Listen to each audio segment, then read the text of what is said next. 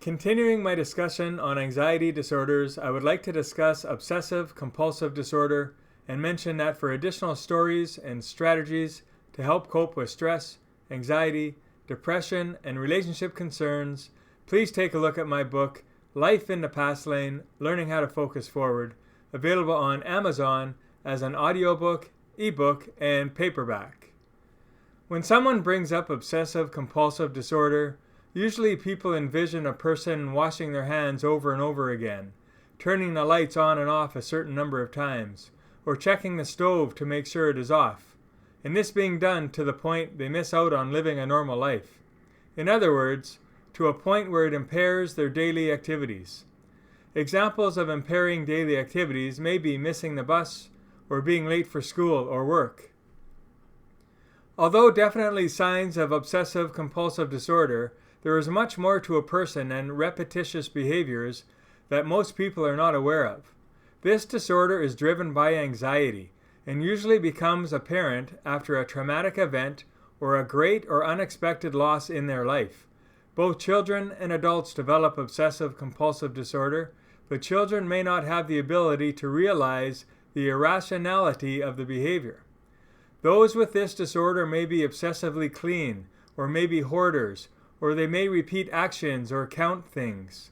There is no limit to the uniqueness of compulsions of individuals with obsessive-compulsive disorder. The only commonality is the obsessive thoughts, compulsive acts, and a fear or anxiety of something bad happening if those acts are not carried out.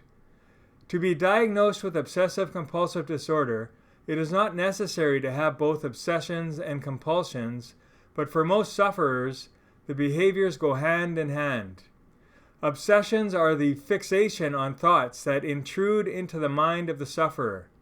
These thoughts are not about normal life stressors, but about irrational, unlikely, or made-up scenarios, dysfunctional, irrational thoughts.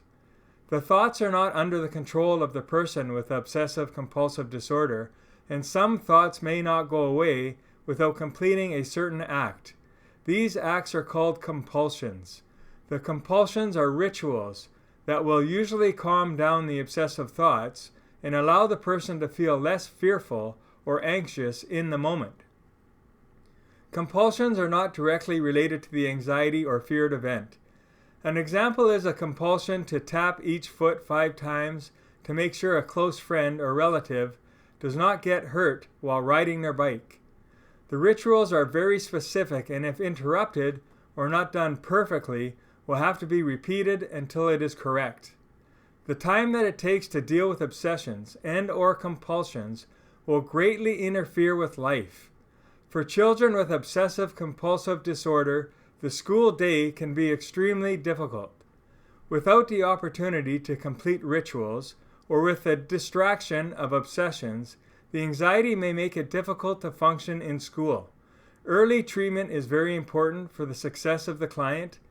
The sooner the obsessions and/or compulsions are redirected, the higher probability of full and long-term remission.